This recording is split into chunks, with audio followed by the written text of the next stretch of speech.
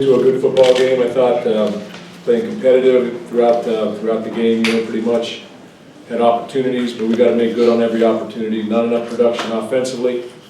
When you look at the possession time, it's highly one-sided. You have to credit Michigan's defense, did an outstanding job. I think we saw every season there was to see out there in terms of fall, winter, spring, and summer. We played through the elements there. I think both teams did that. Disappointing for our football team and for our fans. I thought that the stadium was outstanding in that regard. But you got opportunities. When you got to come up with the opportunity. When you have an opportunity, you have to come up with it. And probably the biggest sequence of events takes place when we get the ball back and it's 7-7, and we're at the 50 or thereabouts. We have a 15-yard penalty, and it makes it 1st and 25. And then we punt it, and I believe it's on the first play, 2:24 in the third quarter left. He throws a dime to Peoples Jones, I believe, for 80, and all of a sudden it's 14-7 like that, And so you got to respond. But didn't have many opportunities down there offensively, but when we have an opportunity, we have to be able to make good on some of those, or at least have a drive. But I'll take some questions. Go from there. Two questions, Mark. Ask them one at a time. Brian fought valiantly considering he was dinged up at any... I'm sorry?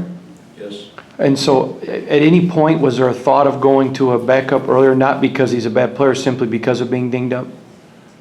No, I just felt like, we just felt like, I don't know whether it was, whether he was off or whether he was dinged up or what, but we just wanted, he's played well for us. I wanted to give him the opportunity to continue to play. He had never asked to come out, so I didn't want to pull him. So eventually, at the last series, we did something. But basically, they went down the field on penalties to give us that opportunity. And secondly, coming in, what percentage was Brian coming in, health-wise? Not asking you about specific injuries, just health-wise. What was he? I thought he was good enough, well enough to play. He didn't practice Monday, Tuesday, Wednesday, Thursday, but I thought he was well enough to play, and we made that decision collectively with his family, with him, and but that's not why we lost the football game. Mark, even with Brian's injury, when Felton went down there at the end of the first half, how big and critical an injury was that for your offense, and do you have an update on him? Yeah, Felton's got an Achilles tear. So, he's out for the season, obviously. But he'll bounce back and have a successful pro career. I understand that, that.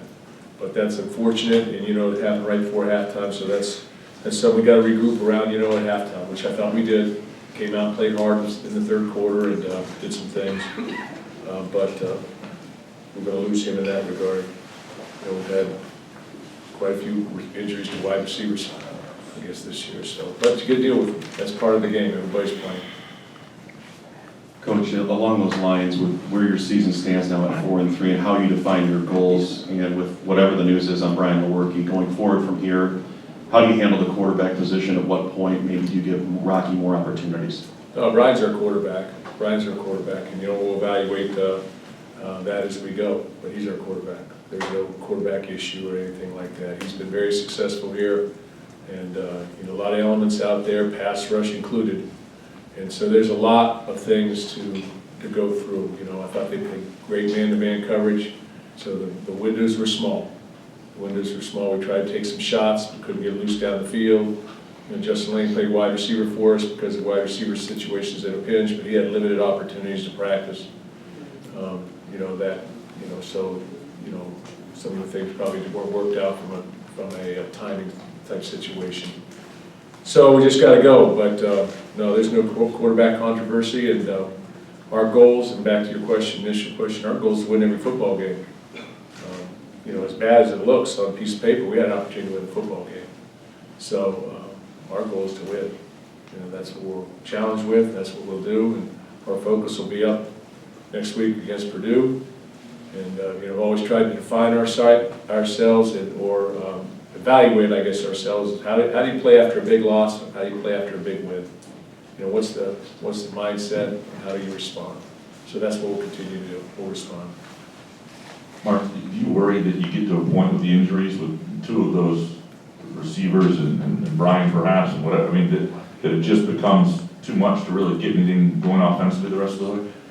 No, you can't have that attitude, you have to make it. We got guys, I guess I say that a lot of times. We have players, they can come and they can play, and we'll find a way, and we've got to play better. And if you look at this football game, it's 7-7 with 2 minutes and 24 seconds left in the third quarter. And we're right there, we're playing very well defensively, and really you look at a couple plays where the ball pops in the air, if it's us picking that ball off, we may be talking a little bit differently. Okay, maybe not, but the ball gets tipped up in the air and they make a couple plays for first downs. But nevertheless, and give credit to them, they played well. But we'll respond. This is a part of it. We've had a lot of injuries, more than we've had in the past. But that's not. We measure ourselves on how we play as a team, and the team has 120 people in it. Mark, excuse me. The other day you talked about the last few years feeling like it was a cleaner game, more sportsmanship. There were some issues before the game today. The little brother line comes out again afterwards from Michigan players, and Coach Harbaugh said the shenanigans before the game were total Bush League, and Coach Dantonio was 5 yards behind it, all smiling. I was curious if you had any That's reaction to BS. that. I'm sorry? You heard me. Aye. That's BS. Okay.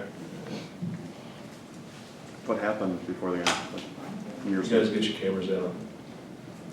It's all on Fox. I'm not going to go to that. Go ahead. Next question.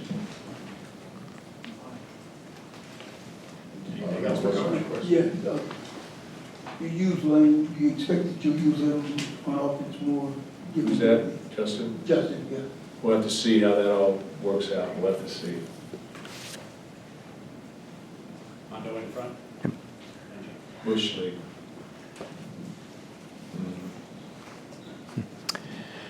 Mark, your offense unable to do anything today, but your defense was excellent till you could just almost see them physically wear down. Can you talk about the pride you had in your defense and their performance today, please? Yeah, defense played well. I thought we gave a little too much in the first half. Thought, the second quarter had some sudden change situations we had to deal with. They had the field position the entire first half almost.